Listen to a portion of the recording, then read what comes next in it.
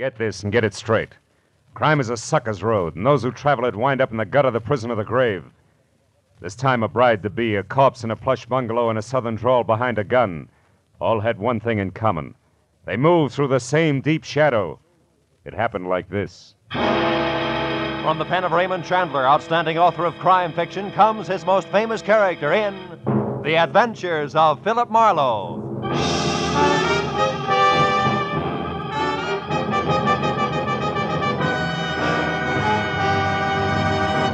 Now, with Gerald Moore starred as Philip Marlowe, we bring you tonight's exciting story, The Deep Shadow.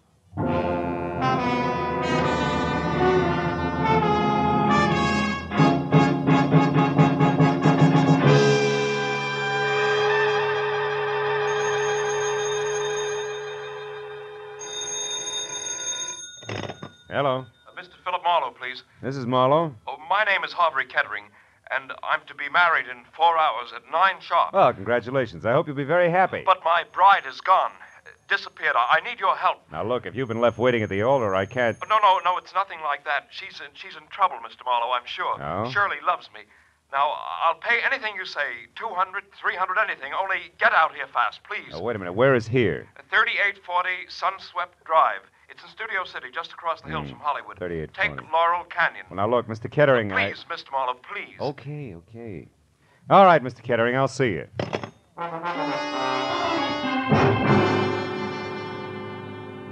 The address he gave me turned out to be a healthy chunk of old Spain. A whitewashed house that spread out for at least 100 yards under a pink-tiled roof.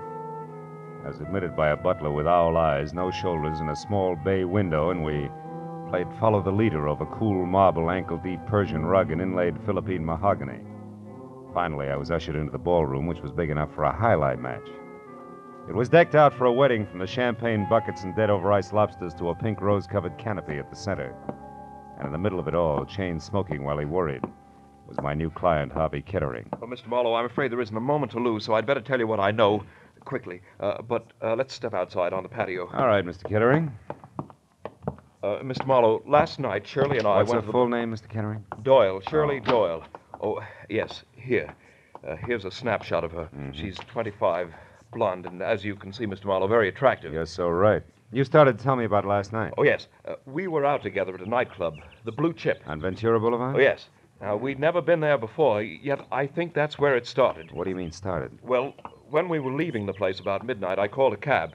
I was just giving the driver Shirley's home address, the Moore Park Court Apartments, when suddenly she told me to get in and told the driver to start at once. Do you know why? No, I thought perhaps she'd seen somebody coming from the club. But when I asked her about it, she said it was just her nerves, since tomorrow is her wedding day. I see. Then today she was supposed to call, but she didn't. At 2, I called her. Talk to her? No, she was gone. But I talked to the daymaid. She said when she arrived, she brought in a note that had been left outside Shirley's door. There's one of those leave-a-message pads in a box on her porch rail. Mm-hmm. She said it seemed to upset Shirley terribly. Mr. Marlowe, what are we going to do? Well, now, look, have you been over there to Shirley's place? No, I haven't. Got a key? Yes, I do. All right, Mr. Kettering, you have the key, so let's go. But what shall I do about the guests, the Nothing right now. We may be lucky.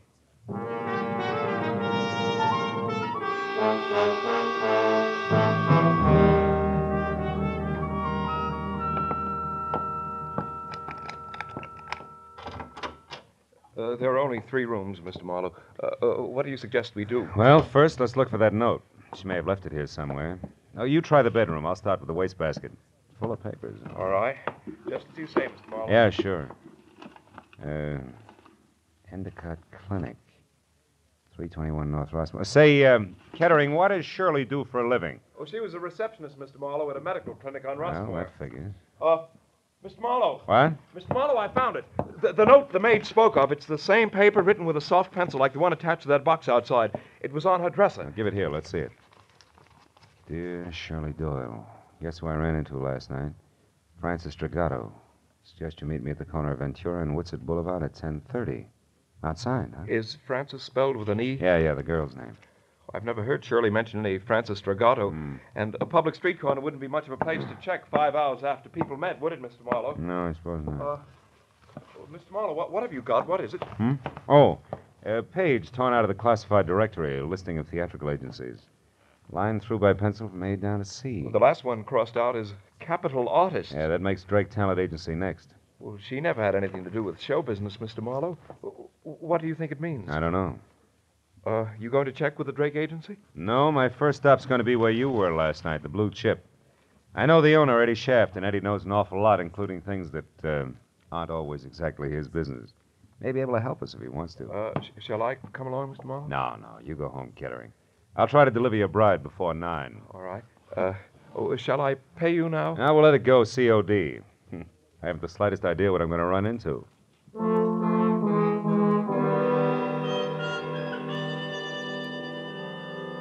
The snapshot of Shirley Doyle my client had given me reminded me of the kid you went to school with. You know, she had the kind of well-scrubbed look you knew was quick to smile, but I knew that she could be in a lot of trouble if she was tied in at all with the dapper Eddie Shaft.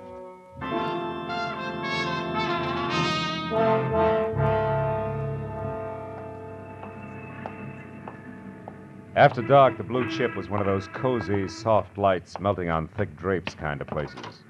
It made you forget all about the stiff prices for limp food. But now, at a little better than 5 in the afternoon, under wide-eyed, unblinking work lights, it had all the cushion come hither of a union hall. In one corner, a skinny musician with a golf ball complexion was working over a clarinet, while in the middle of a dance floor with no more diameter than the hole in a candy lifesaver, a girl was standing on a piano stool. She was smoking and looking straight ahead at nothing. Her red shingled hair, promise of a nose, and plunged neckline tagged her as the singer on the posters outside. One Miss Corky, Netherlands. The place is closed, soldier. Glad you told me. Never would have known. Never mind the routine, soldier. Just come to the point. What do you want? Just a few words with the boss. Eddie around? No. No, he's not. Uh-huh. How about his bungalow in Coldwater Canyon? You mean it hasn't hit the papers yet? What's the connection between Eddie and the headlines? Soldier, Eddie was stabbed to death sometime this morning. You gotta be kidding. Sometime between 9 and 11, the cops say. Well, so long, soldier. Hey, wait a minute, Corky. You have any idea who did it? No. Except that maybe it was a dame. Any description on her? The law isn't gabby about things, soldier, believe me. If you don't, try Eddie's bungalow yourself and find out.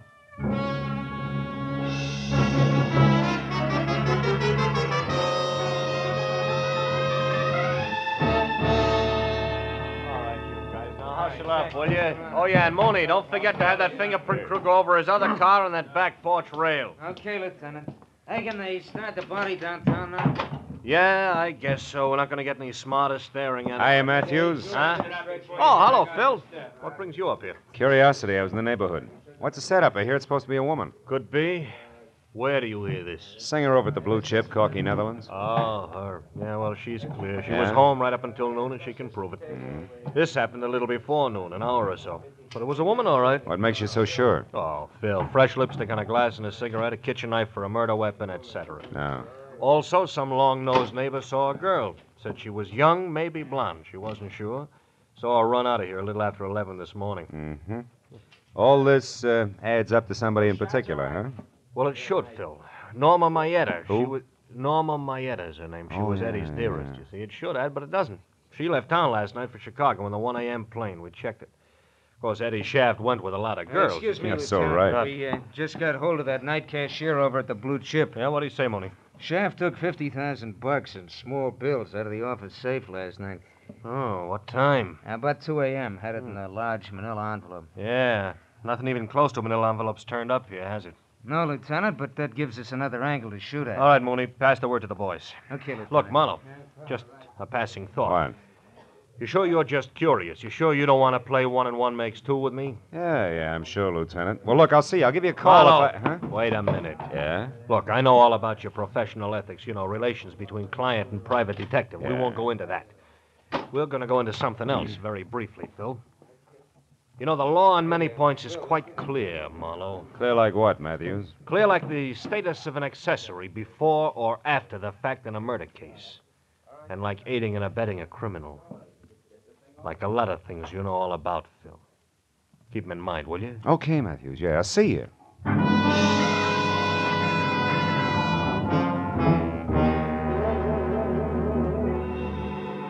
Since the lieutenant hadn't mentioned Francis Dragato, I didn't see why I should. All of which made it a good time for me to cross my fingers and check the name, which had been on deck on the list in Shirley's apartment. The Drake Talent Agency. The place, which was on Sunset Strip, was strictly coy colonial, from a miniature Mount Vernon front to an oversized mirror-polished brass knocker on the front door that said my tie was crooked. And I was sure that the gentleman who answered the door noticed it. It was impeccable. In cocoa brown gabardine, white high-at-the-throat tab shirt, and also cocoa brown silk tie. And at the bottom there were thick-soled cordovans with leather laces. At the top, a crew cut over jet black horn rims. He took the glasses off, and long, soft fingers toyed with one stem while he talked. Yes, sir? My name is Philip Marlowe. I'd like to talk to Mr. Drake. I'm Mr. Drake. Oh? What was it you wanted, Mr. Marlowe? Well, I'm not exactly sure. You see, Hey, Drake, this picture here is Corky Netherlands, right? The third one over, yes. She's a client of ours. But this picture isn't what you came to talk about, is it, Mr. Marlowe? What's her home address? I beg your pardon. Come on, quick. It's important. And confidential. This isn't a Lonely Skip Hearts it. Club, Mr. Marlowe. I was playing a long shot when I knocked on your door, Drake, but now it's paid off, so tell me. Any stranger called for Corky's address today? I don't know, and the secretary's already left. Look here, Mr. Marlowe. What's this all about? Murder, Mr. Drake. Murder? A messy one. Now, do you give me the address, or do I start after it myself? Well, I don't know. Come on, answer up, Drake. The Towers, an apartment hotel on Ivar. Now, one last thing. Don't call her after I leave unless you want to be up to your hand-stitched lapels and cops.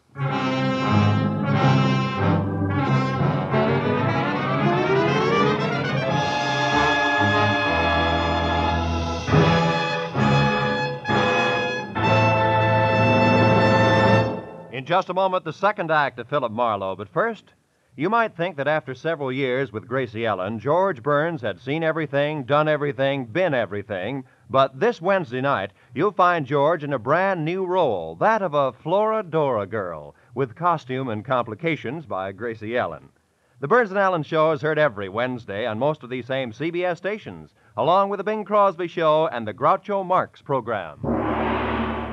Now, with our star, Gerald Moore, we return to the second act of Philip Marlowe and tonight's story, The Deep Shadow.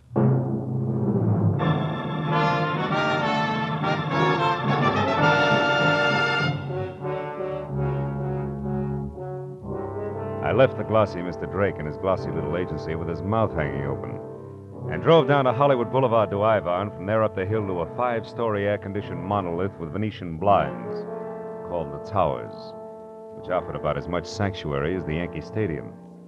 I parked heading downhill and walked in across the buzzing green and silver lobby draped with pale pink curtains and blasé women to the elevator and rode up to the 3rd floor. Corky Netherlands' apartment was the 4th down the hall to the right, and quiet, but the door was ajar 2 inches. So I rapped hard enough to swing it all the way open. The answer sounded like a cry for help from the bottom of a well. When it came again, I went in, and it took me a few seconds to realize that the noise was coming from a closet. And when I got it open, Corky Netherlands reeled out, looking like she'd been through a threshing machine. She was here. She was after the money. Who was after what money, Corky? Corky? Who? There's some dame. I didn't know her, but she... There she is. Shirley! Miss Doyle, wait a minute! It was Shirley Doyle. She'd been hiding inside near the door. She grabbed a handy, oversized ashtray and let it fly at us, then beat it. I made it to the hall just as the elevator door closed, so I took the stairs and raced it down to the lobby.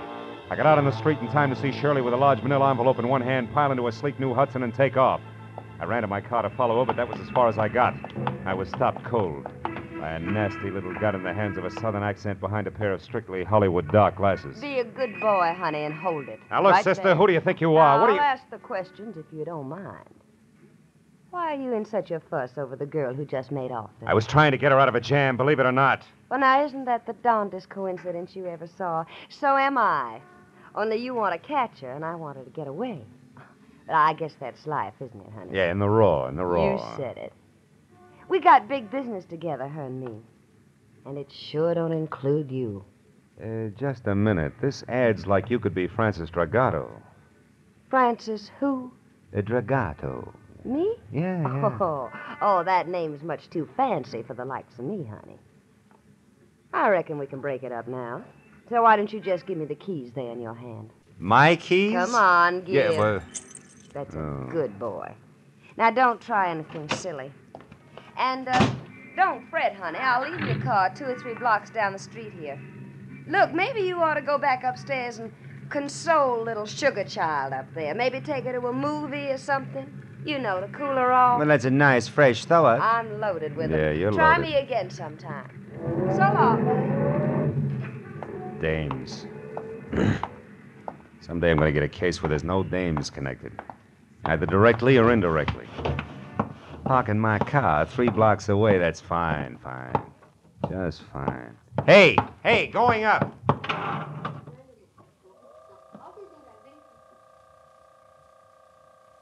Flower, please, sir. 3.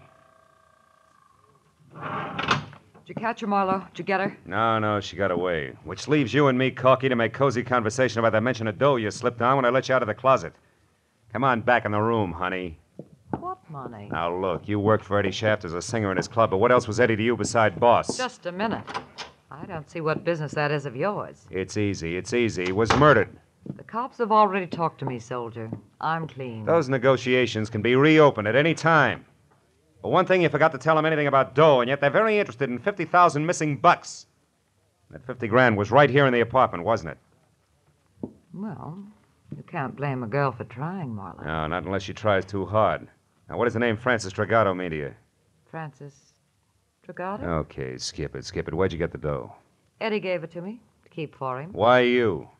I thought Norma Maeda had the inside track with Eddie. Not after he fell in love with me.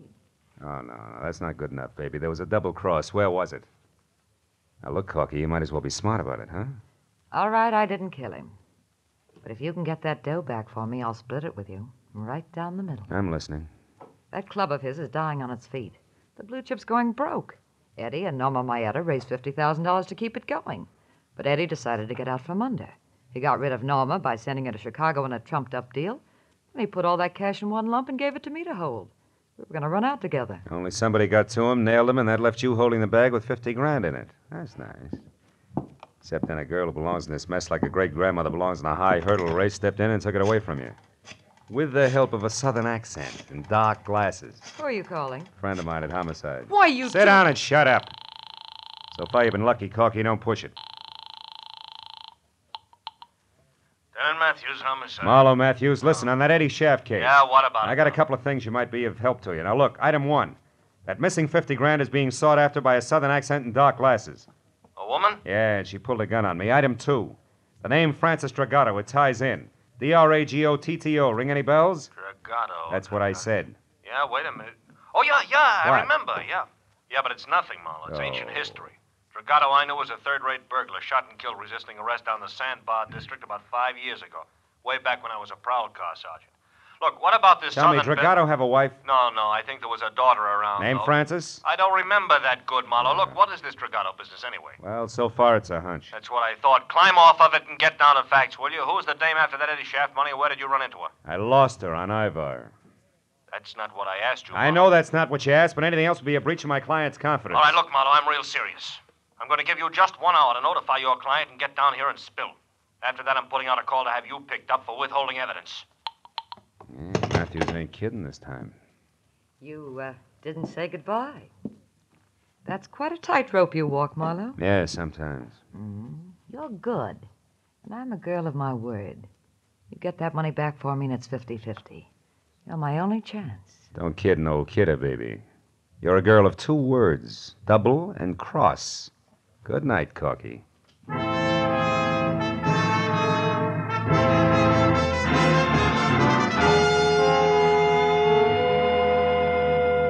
Well, I found my car all right, a half a block from Sunset Boulevard.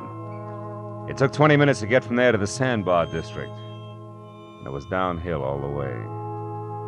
It was a neighborhood squeezed and cramped in by a solid wall of massive factories, and as festered as the bottom of a bent garbage can. At the corner of River Street and 3rd, I found the house. 3 sagging, rotten stories of tenement that squatted in the eternal shadow of a huge gas tank like a sick, dirty old man. The proud, gleaming giant of City Hall was only 7 blocks away. Might just as well have been 70 miles. I went up to the door and knocked, and finally it inched open, just far enough for a face the color of dishwater to peek out. She hissed at me for a minute through the gap where her front teeth should have been, and then told me she was Ma Hargis, the manager. Motioned me inside. The living room looked like something swept out the back door of a down-at-the-heel museum. So, you want to know about the Dragotas, huh? Yeah, they lived here, didn't they? Maybe, maybe not. Cops got the old man about 5 years ago? It's possible. What became of his daughter? Where's Frances Dragato? Why? What are you being so cagey about, Ma? Because a bird that asks questions has got an angle, always. And the one who knows the answer's got a price, huh? Always. Okay, how far will a couple of bucks go? From here to the door. $2 won't even buy a buzz on beer these days. All right, we'll make it 5. Here. Oh, that's better. Well, Dirk Dragoto and his kid Francis had the second floor here for 15 years. His wife died of TB first year they was here. Oh, she was a smart one, that Francis. Had a hit on her. She always said she was going to get off the sandbar someday and be somebody. Oh, I told her she'd never make it. It's too far, mister. Kids down here get dirty. And it's the kind of dirt you can't wipe off. It gets inside 'em. I know. Yeah. Tell me, what happened to her? I don't know. When her old man got it, she left and I never seen her again. Not to this day. Probably left town and wound up working the gin mills in some other place.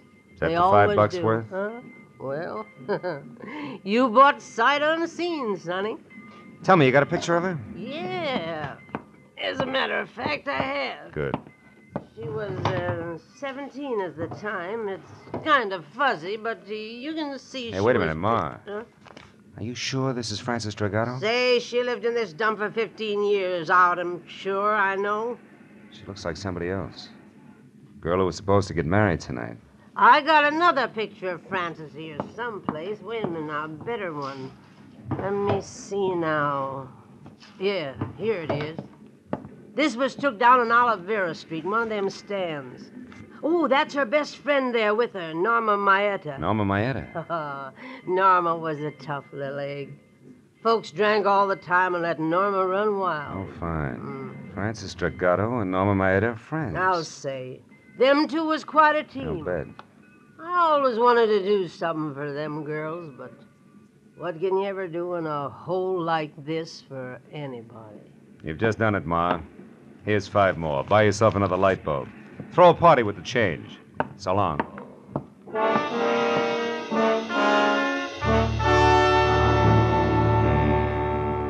The eyes of one young woman and the chin and mouth of another, side by side, smiling into a camera, had cleared up a lot of questions.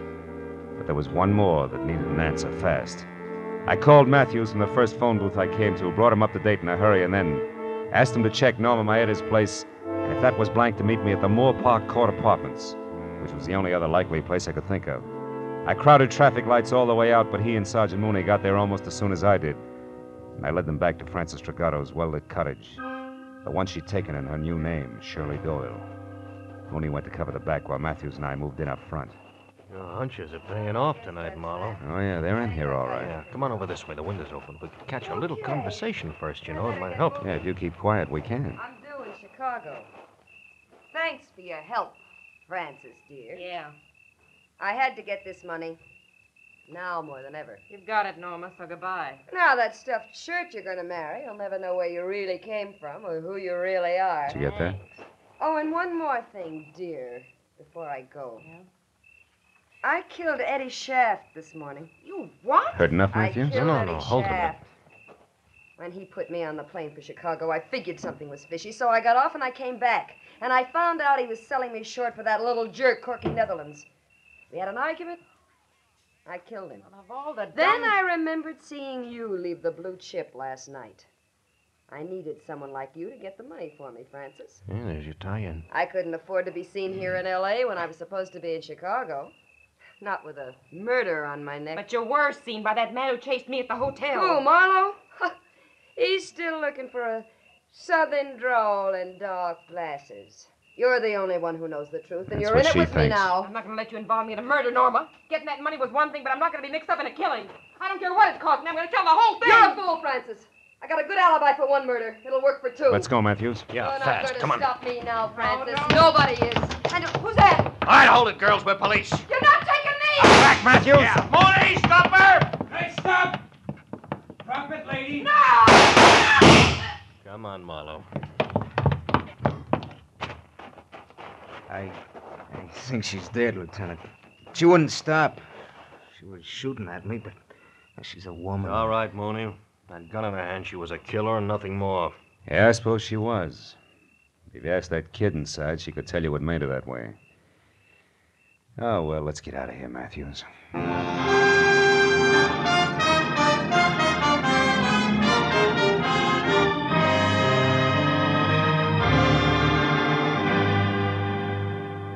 I can't thank you enough, Mr. Marlowe, for bringing Shirley, that is Francis, back to me safely. Oh, believe me, Mr. Kettering, it was a real pleasure. And you, Lieutenant Matthews, for your cooperation on withholding the publicity aspects of this horrible No, thing. no, it's okay, Mr. Kettering. Glad to help out. We're going to be married, you know, right away. Shirley told me the story and wanted to postpone the wedding, but I wouldn't hear of it. Good. After all, I'm not marrying her for the past. I'm marrying her for the future. Yeah. Best wishes, Mr. Kettering. Yeah, maybe tomorrow when Shirley's calmed down. Give her my congratulations, will you?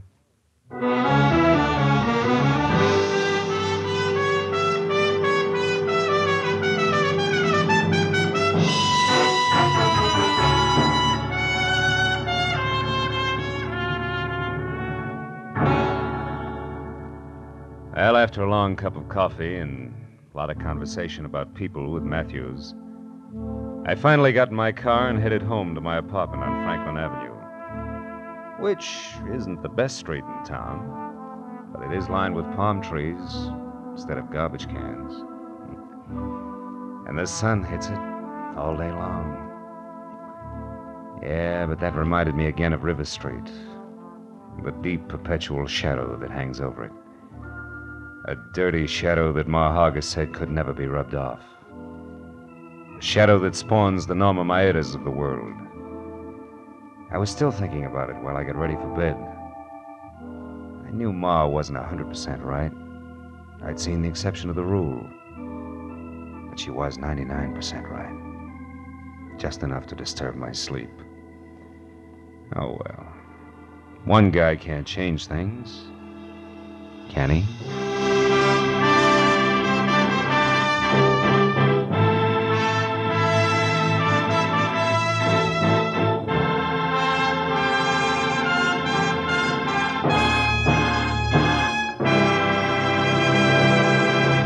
The Adventures of Philip Marlowe, bringing you Raymond Chandler's most famous character, star Gerald Moore, are produced and directed by Norman MacDonald and are written for radio by Robert Mitchell and Gene Levitt.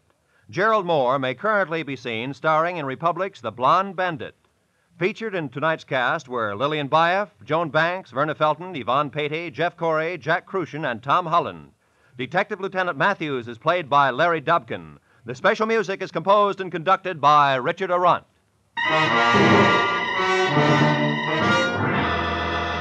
Be sure and be with us again next week when Philip Marlowe says... This time I started with a Romanian from left field.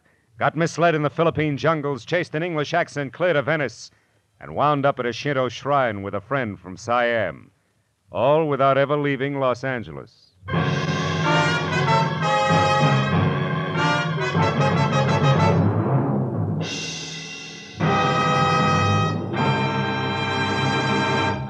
This is Roy Rowan speaking. This is CBS, the Columbia Broadcasting System.